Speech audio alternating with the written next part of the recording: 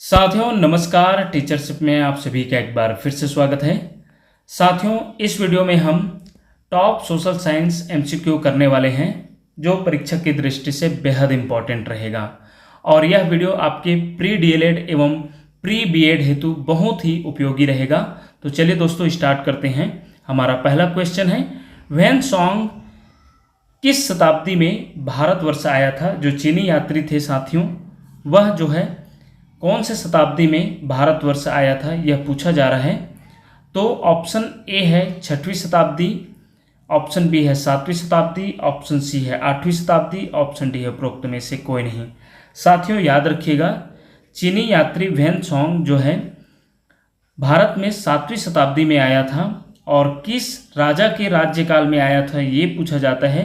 तो ये भी याद रखिएगा, व्हेन सॉन्ग जो है एक चीनी बौद्ध तीर्थ यात्री था जो राजा हर्षवर्धन के शासनकाल में 7वीं शताब्दी में भारत आया था।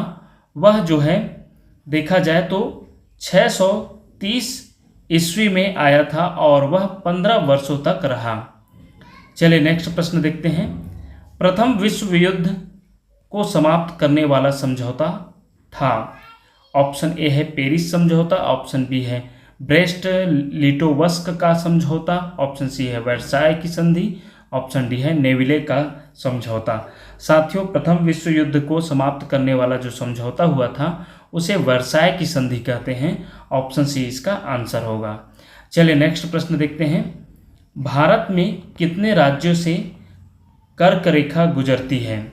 ऑप्शन ए है 8 राज्य, ऑप्शन बी है 9 राज्य, ऑप्शन सी है 10 राज्य, ऑप्शन डी है 11 राज्य। साथियों याद रखिएगा, इसका जो आंसर होगा ऑप्शन ए होगा। भारत में टोटल 8 राज्यों से कर्क रेखा गुजरी है और कौन कौन से राज्य हैं आइए उसे भी जानते हैं। इन राज्यों से होकर गुजरती है गुजरात, राजस्थान, मध्य प्रदेश, छत्तीसगढ़, झारखंड, पश्चिम बंगाल, त्रिपुरा और मिजोरम। इस प्रकार के ये रही 8 जो राज्य है जहाँ से कर्क रेखा गुजरी है। तो याद रखिएगा साथियों, बहुत ही इंपॉर्टेंट है ये। चलिए नेक्स्ट प्रश्न देखते हैं। क्षेत्रफल की दृष्टि से इस राज्य का देश में क्या क्रम है? अर्थात हमारे छत्तीसगढ़ राज्य की जो है क्षेत्रफल की दृष्टि से कौन सा स्थान है यह पूछा जा रहा है। ऑप्शन ए है 6वां, ऑप्शन बी है 9वां, ऑप्शन सी है 10वां, ऑप्शन डी है 11वां। साथियों याद रखिएगा, क्षेत्रफल की दृष्टि से हमारा जो राज्य छत्तीसगढ़ है उसका स्थान है 9वां। याद रखिएगा, जी हाँ साथियों, पहले 10वां था, जबकि जम्मू कश्मीर का पुनर्गठन होने के बाद यह जो है हमारा राज्य जो है 9वां स्थान में आ गया है। इसलिए यह जो पुराना डाटा यदि आप रखे होंगे तो उसे संशोधित कर लीजिएगा। अब जो है क्षेत्रफल की दृष्टि से हमारा राज्य 9वां स्थान में पहुंच गया है। आइए और भी कुछ जानकारी ले लेते हैं। वर्तमान में छत्तीसगढ़ का क्षेत्रफल 1,35,191 वर्ग किलोमीटर है, जो भारत संघ के कुल क्षेत्रफल का 4.11% है। यह भी पूछा जा चुका है साथियों, बहुत ही इंपॉर्टेंट है, याद रखिएगा।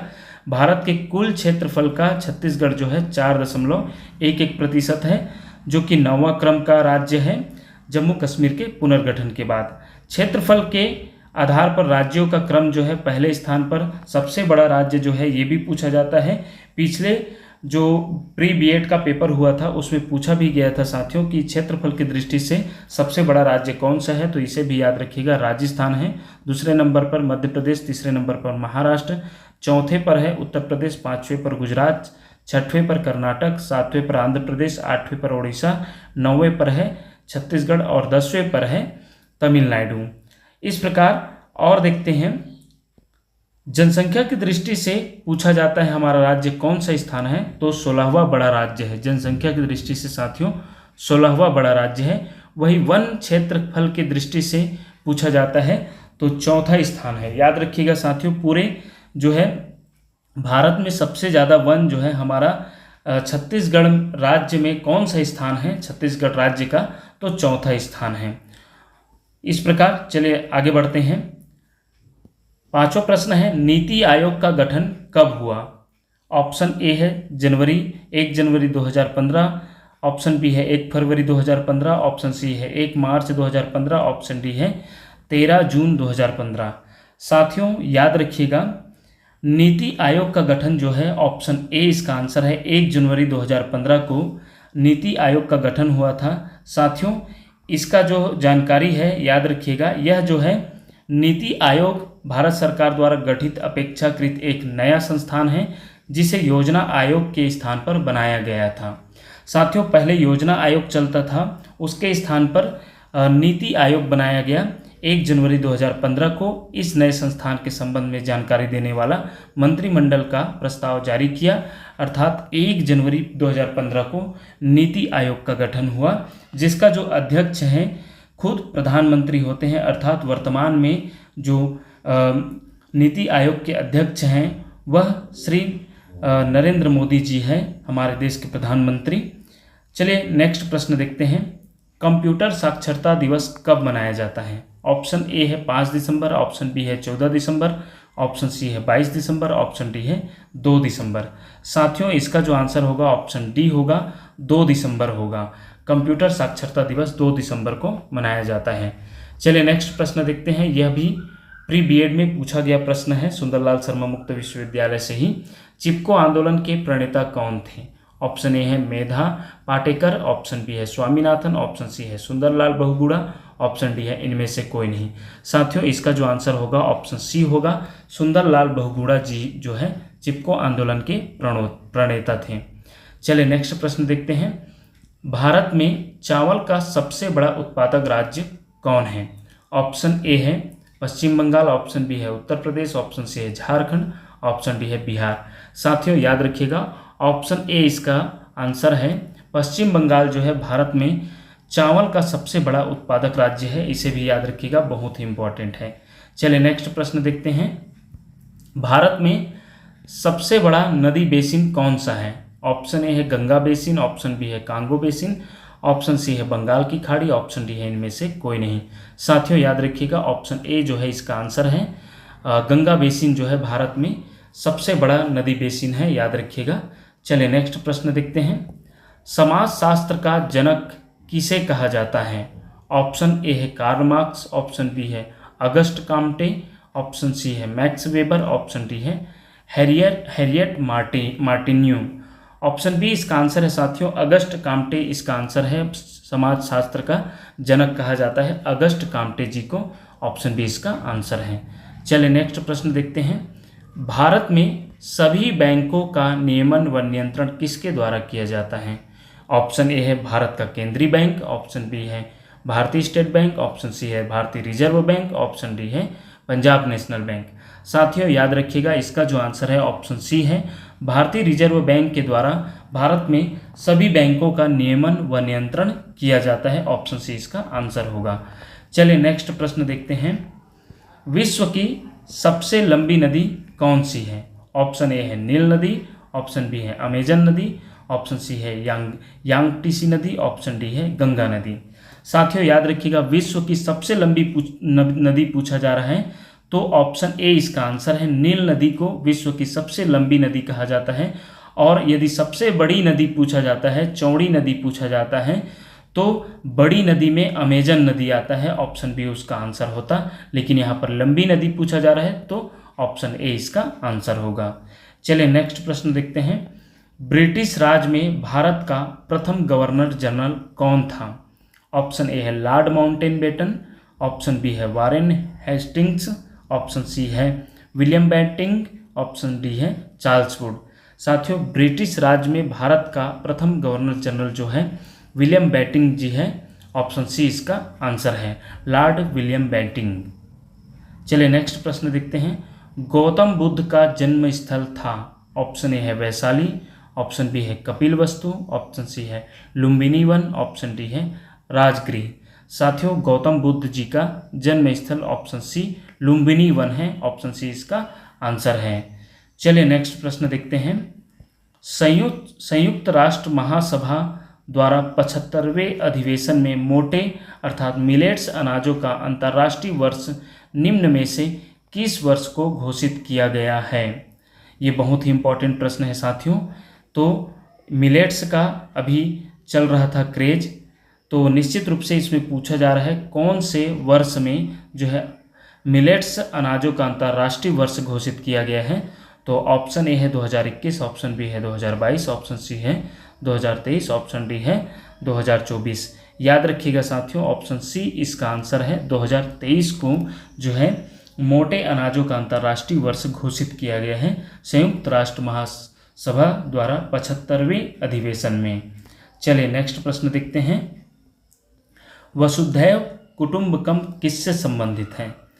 कठ उपनिषद, ऑप्शन बी है छांदोग्य उपनिषद, ऑप्शन सी है महाउपनिषद, ऑप्शन डी है श्रीमद् भगवद गीता। साथियों इसका जो आंसर है ऑप्शन सी है। महाउपनिषद में वसुधैव कुटुंबकम जो है महाउपनिषद से संबंधित है। ऑप्शन सी इसका आंसर है। चलिए नेक्स्ट प्रश्न देखते हैं। ऋग्वेद में भारतवर्ष के निम्नलिखित क्षेत्र का वर्णन है। ऑप्शन ए है सतपुड़ा पर्वत, ऑप्शन बी है सिंध, ऑप्शन सी है पंजाब, ऑप्शन डी है सप्त सिंधु प्रदेश। साथियों बताना चाहता हूँ ऑप्शन डी इसका आंसर है, सप्त सिंधु प्रदेश है। आइए इसे थोड़ा पढ़ते भी हैं। ऋग्वेद में आर्यों का मूल निवास स्थान सप्त सिंधु प्रदेश बताया गया है। सप्त सैंधव प्रदेश अथवा सप्त सिंधु आर्य लोगों का प्रारंभिक निवास स्थल माना जाता है। सप्त सैंधव भारतवर्ष का उत्तर पश्चिमी भाग था। चलिए नेक्स्ट प्रश्न देखते हैं। उबेर कप किस खेल से संबंधित है? देखिए साथियों, खेल से भी पूछा जाता है। तो उबेर कप किस खेल से संबंधित है? ऑप्शन ए है क्रिकेट, ऑप्शन बी है गोल्फ, ऑप्शन सी है बैडमिंटन, ऑप्शन डी है हॉकी। साथियों याद रखिएगा उबेर कप जो है बैडमिंटन से संबंधित है। ऑप्शन सी इसका आंसर होगा। चलिए नेक्स्ट प्रश्न देखते हैं।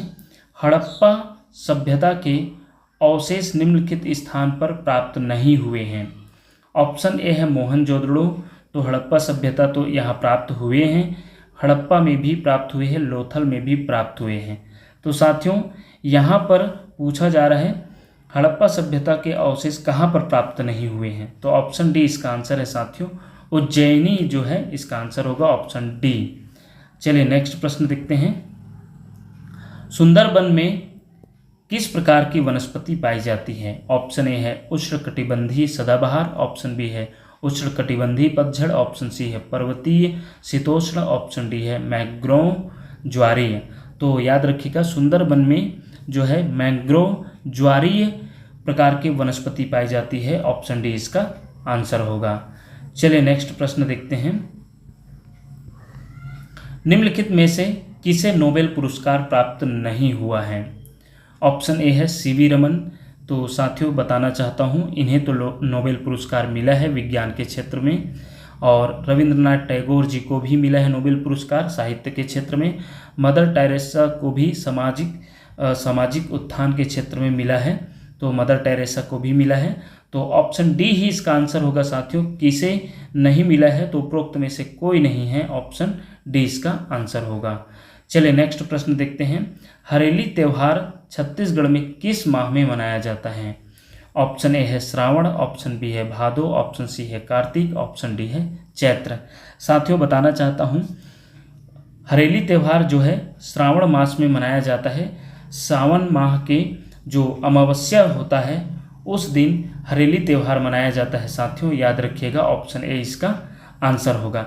इसे हमारे छत्तीसगढ़ में गेड़ी त्यौहार के रूप में भी मनाया जाता है। चलिए नेक्स्ट प्रश्न देखते हैं।